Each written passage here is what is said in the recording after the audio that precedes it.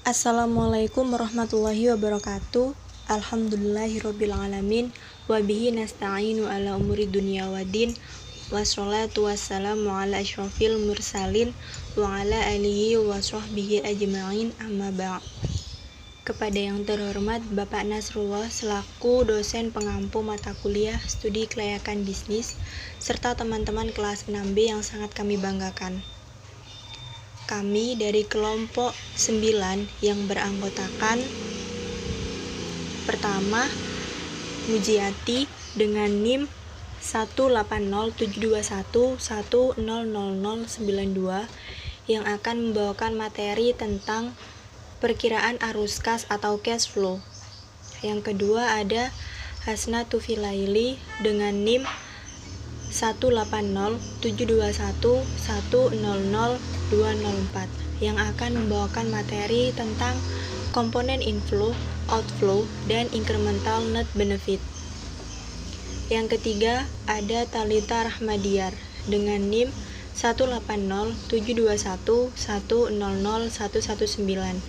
yang akan membawakan materi tentang proyeksi laporan laba rugi dan penentuan titik impas. Assalamualaikum warahmatullahi wabarakatuh.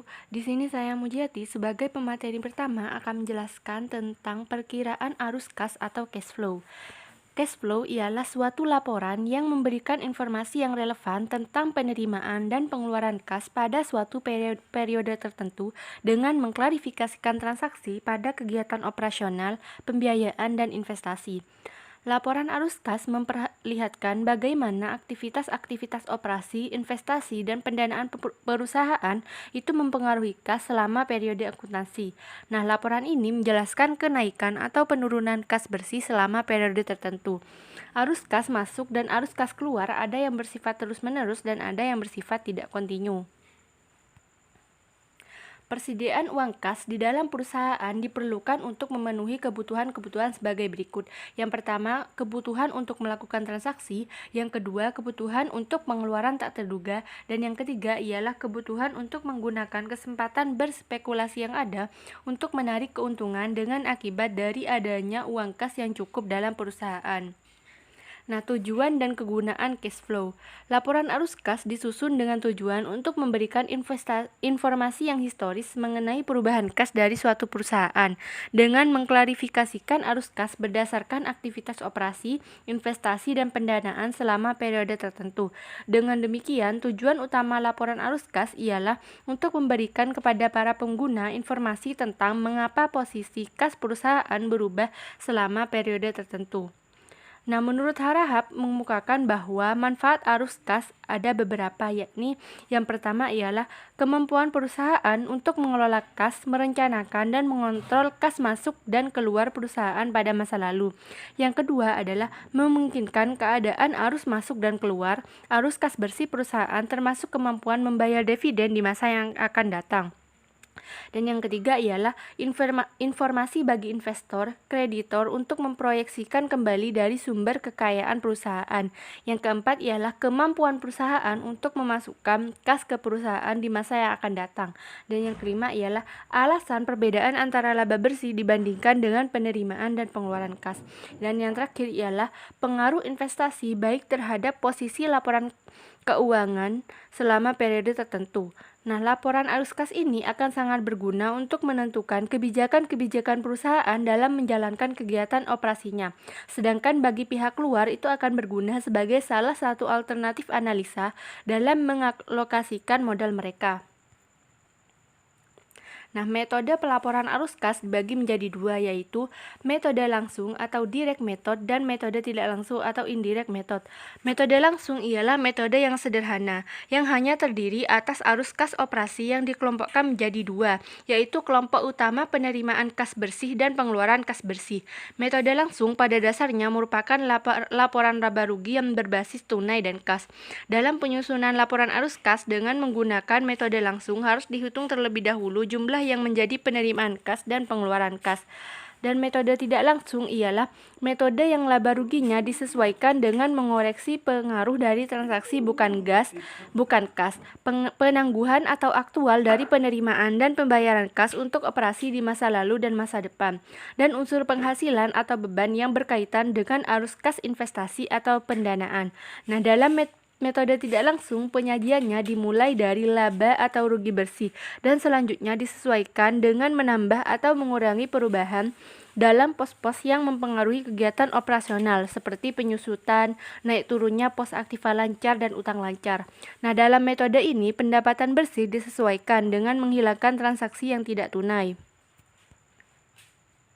Menurut Harahap, untuk menyusun arus kas maka diperlukan yang pertama ialah laporan laba atau rugi yang lengkap.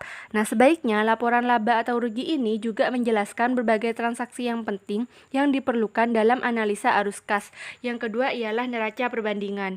Neraca juga harus lengkap sehingga informasi perubahan antar tahun dapat kita ketahui dalam laporan baru untuk yang pertama kali.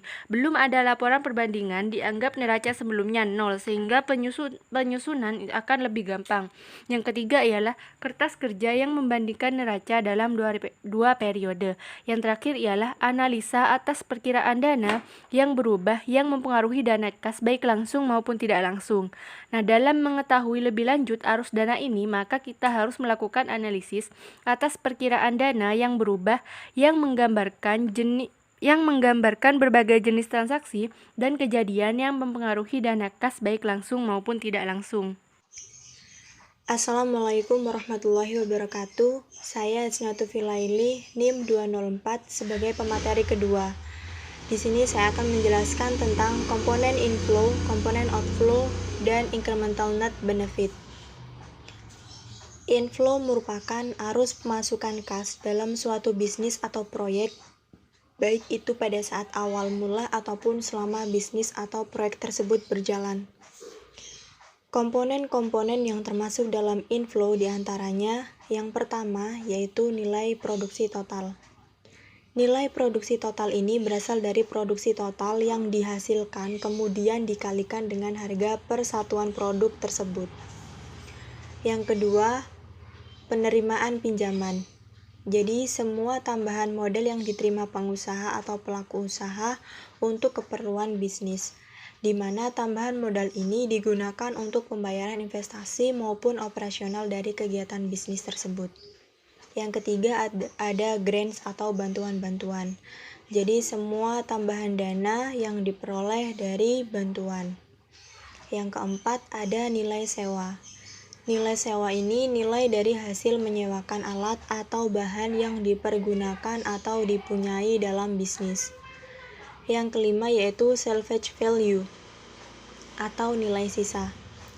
Jadi nilai sisa ini nilai dari barang modal yang tidak habis dipakai selama umur bisnis, di mana barang tersebut harus dinilai harganya pada saat bisnis selesai. Selanjutnya yaitu komponen outflow. Outflow merupakan aliran yang menunjukkan pengurangan kas akibat biaya yang dikeluarkan untuk membiayai kegiatan bisnis, baik pada saat di awal pendirian maupun pada saat tahun berjalan bisnis tersebut. Di mana komponen-komponen yang termasuk dalam outflow diantaranya yang pertama yaitu biaya investasi. Biaya investasi merupakan biaya yang umumnya dikeluarkan pada saat awal kegiatan dan pada saat tertentu untuk memperoleh benefit beberapa tahun kemudian, atau bisa juga dikatakan biaya yang dikeluarkan satu kali untuk memperoleh beberapa kali manfaat sampai secara ekonomis kegiatan bisnis itu tidak menguntungkan lagi. Yang kedua ada biaya operasional. Biaya operasional ini termasuk semua biaya produksi, pemeliharaan, dan lainnya yang menggambarkan pengeluaran untuk menghasilkan produksi yang digunakan bagi setiap proses produksi dalam satu periode kegiatan produksi itu tadi. Biaya produksi ini terdiri dari dua. Yang pertama biaya variabel, yang kedua biaya tetap. Biaya variabel ini merupakan biaya yang besar kecilnya selaras dengan perkembangan produksi atau penjualan setiap tahunnya. Sedangkan biaya tetap merupakan biaya yang jumlahnya tidak terpengaruh oleh perkembangan jumlah produksi atau penjualan dalam 1 tahun. Yang ketiga ada debt service atau bunga dari pinjaman pokok. Debt service merupakan pembayaran yang dilakukan berupa suku bunga dan modal yang dipinjam. Keduanya ini merupakan biaya di dalam analisis finansial, di mana besarnya bunga yang belum dibayar ini ditambahkan pada modal pinjaman yang diterima sebagai pinjaman baru sehingga modal pinjaman semakin bertambah. Kemudian pengurangan pinjaman terjadi pada saat peminjam itu mampu mengasur pinjamannya, sehingga pembayaran bunga pinjaman ini disesuaikan dengan besarnya nilai pinjaman, bunga yang dibebankan pada pinjaman, dan lamanya waktu peminjaman. Yang keempat yaitu pajak.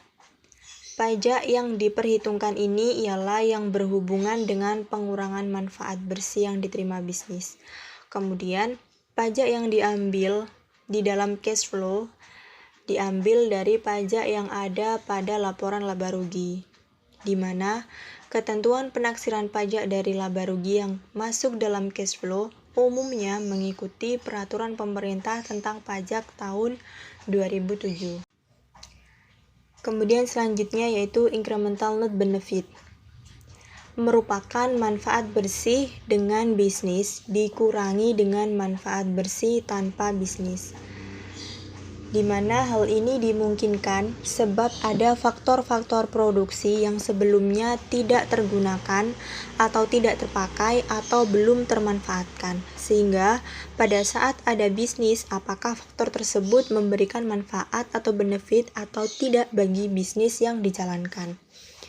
Jadi secara matematis incremental net benefit ini dapat dirumuskan dengan incremental net benefit sama dengan manfaat bersih dengan bisnis dikurangi manfaat bersih tanpa bisnis.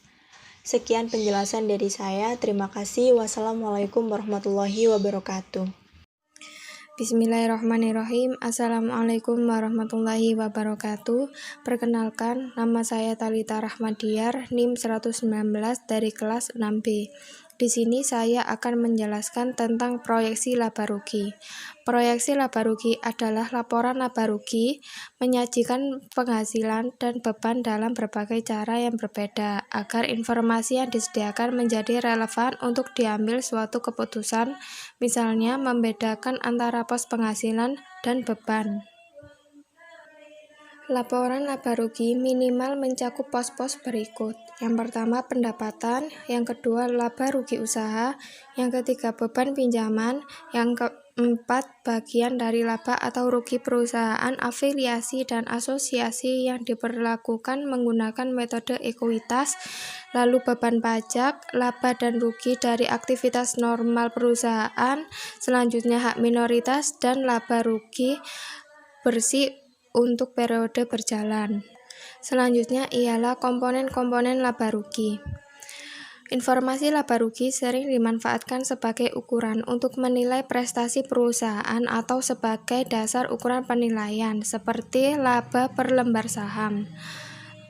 Komponen-komponen laba rugi dalam hal ini ada beberapa macam. Yang pertama adalah income from operation atau POP dan LOP, yaitu laba rugi yang berasal dari aktivitas operasi. Biasanya ada pada laporan laba rugi berupa laba operasi. Yang kedua adalah income from financing activity atau PFIN dan LFIN, yaitu laba rugi ini berasal dari pendapatan yang berasal dari aktivitas pendanaan. Dalam hal ini biasanya pendapatan atau beban, bunga, laba atau rugi dari selisih kurs karena penjualan efek. Yang ketiga adalah income from tax activity, yaitu laba atau rugi dari aktivitas pajak adalah jumlah agregat pajak kini atau current tax dan pajak tangguhan deferred tax yang diperhitungkan dalam perhitungan laba dan rugi pada periode berjalan. Yang keempat adalah income from ordinary atau port dan lot, yaitu laba atau rugi usaha dari hasil aktivitas utama perusahaan atau aktivitas yang bisa dilakukan. Aktivitas ordinary perusahaan merupakan aktivitas yang dilakukan secara konsisten atau berkelanjutan. Lalu yang kelima adalah income from extraordinary activity atau PEXT. Pos-pos luaran biasanya extraordinary activity adalah laba atau rugi dari transaksi yang jarang dilakukan dan transaksi yang bersifat insidental, misalnya laba atau rugi dikarenakan bencana alam. Lalu yang keenam adalah net income atau PEPS dan LEPS, yaitu laba bersih dan rugi bersih merupakan hasil akhir dari perhitungan laba atau rugi. Laba ini biasanya berada pada laba setelah pos-pos luar biasa dan operasi tidak dilanjutkan. Yang terakhir adalah income from discontinued activity, yaitu laba atau rugi dari aktivitas yang tidak dilanjutkan adalah transaksi yang berasal dari adanya suatu aktivitas yang dihentikan pada saat kelangsungan usaha. Contohnya adalah ada pabrik yang tutup. Selanjutnya di sini saya akan menjelaskan tentang penentuan titik impas atau break-even point. Break-even point adalah posisi di mana perusahaan tidak memperoleh laba dan tidak menderita kerugian.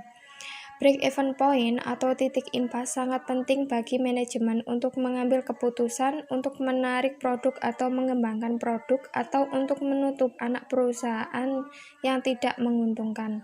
Dengan kata lain, suatu usaha dikatakan impas jika jumlah pendapatan atau penghasilan sama dengan jumlah biaya atau apabila laba kontribusi hanya dapat digunakan untuk menutup biaya tetap saja. Adapun beberapa asumsi dasar analisis break-even point atau titik impas. Asumsi yang mendasari analisis break-even point menurut Holmgren et al. Adalah sebagai berikut. Yang pertama, satu-satunya faktor yang mempengaruhi biaya adalah perubahan volume. Yang kedua adalah manajer menggolongkan setiap biaya atau komponen biaya gabungan, baik sebagai biaya variabel maupun biaya tetap. Yang ketiga adalah beban dan pendapatan adalah linier di seluruh cakupan volume relevannya. Yang keempat, tingkat persediaan tidak akan berubah. Yang kelima, penjualan atas gabungan produk tidak akan berubah. Penjualan gabungan merupakan kombinasi produk yang berbentuk total penjualan. Selanjutnya adalah manfaat analisis break-even point atau penentuan titik impas. Break-even point amatlah penting jika kita membuat sebuah usaha agar kita tidak mengalami kerugian, baik itu usaha yang bergerak di bidang jasa atau manufaktur. Berikut manfaatnya. A. Alat perencanaan untuk mengembalikan laba. Yang B. Memberikan informasi mengenai berbagai tingkat volume penjualan serta hubungannya dengan kemungkinan memperoleh laba menurut tingkat penjualan yang bersangkutan. C. Untuk mengetahui hubungan volume penjualan dan produksi, harga jual dan biaya-biaya yang dikeluarkan, sehingga laba rugi perusahaan akan diketahui. D. Untuk mengetahui jumlah penjualan minimum dalam unit produk maupun satuan uang agar perusahaan tidak menderita rugi. E. Mengevaluasi laba dan perusahaan secara keseluruhan. F. Mengganti sistem laporan yang tebal dengan grafik yang mudah dibaca dan dimengerti. G. Sebagai bahan pertimbangan untuk menentukan harga jual. H. Sebagai bahan atau dasar pertimbangan dalam pengambilan keputusan terhadap hal-hal sebagai berikut. Yang pertama, jumlah penjualan minimalnya, lalu jumlah penjualan yang harus dicapai, dan yang terakhir adalah sebagai jauhkan berkurangnya penjualan agar perusahaan tidak menderita rugi. Lalu yang terakhir, I, adalah untuk mengetahui bagaimana efek perubahan harga jual, biaya, dan volume penjualan terhadap keuntungan yang diperoleh. Baik, selanjutnya di sini saya akan menjelaskan tentang kelemahan break-even point atau BEP. Yang pertama adalah asumsi tentang linearity, yaitu pada umumnya baik harga jual per unit maupun variable cost per unit tidaklah berdiri sendiri terlepas dari volume penjualan. Dengan perkataan lain, tingkat penjualan yang melewati suatu titik tertentu hanya akan dicapai dengan jalan menurunkan harga jual per unit. Yang kedua adalah klasifikasi biaya, yaitu kelemahan kedua dari analisis break-even point adalah kesulitan di dalam mengklasifikasikan biaya karena adanya semi-variable cost, di mana biaya ini tetap sampai dengan tingkat tertentu dan kemudian berubah-ubah setelah melewati titik tersebut. Yang ketiga adalah jangka waktu penggunaannya. Yaitu kelemahan lain dari analisis break-even point adalah jangka waktu penetapannya yang terbatas. Biasanya hanya digunakan di dalam pembuatan proyeksi operasi selama setahun. Lalu selanjutnya, di sini saya akan menjelaskan tentang metode perhitungan break-even point. Yang pertama adalah metode persamaan. Metode persamaan atau equation method adalah metode yang berdasarkan pada pendekatan laba rugi. Dengan persamaan dasar sebagai berikut menurut Halim, penghasilan total sama dengan biaya total. Penghasilan total sama dengan biaya variabel ditambah biaya tetap. Persamaan tersebut dapat diuraikan dalam rumus sebagai berikut, yaitu PX sama dengan A ditambah BX. Keterangan P sama dengan harga jual per unit produk. X adalah unit produk yang dijual atau yang diproduksi. A adalah total biaya tetap. B adalah biaya variabel setiap unit produk. Dari persamaan di atas dapat diuraikan menjadi rumus break-even point sebagai berikut. Lalu yang kedua adalah metode kontribusi unit, di mana menurut Shimamura, metode kontribusi unit merupakan variasi metode persamaan dengan rumus BEP per unit sama dengan biaya tetap dibagi margin kontribusi per unit, atau BEP per rupiah sama dengan biaya tetap per rasio margin kontribusi. Lalu yang ketiga adalah metode grafis. Manajer dapat menggambarkan titik impas melalui grafis. Grafis titik impas akan menunjukkan volume penjualan pada sumbu X atau garis horizontal dan biaya akan terletak pada sumbu Y atau garis vertikal. Sedangkan titik impas akan terletak pada perpotongan antara garis pendapatan dan garis biaya. Garis sebelah kiri, garis impas menunjukkan sistem kerugian, sebaliknya sisi kanan menunjukkan sisi laba usaha. Sekian penjelasan dari saya, kurang lebihnya mohon maaf. Wassalamualaikum warahmatullahi wabarakatuh. Itu tadi penjelasan dari kelompok kami, kurang lebihnya kami mohon maaf dan kami akhiri. Wassalamualaikum warahmatullahi wabarakatuh.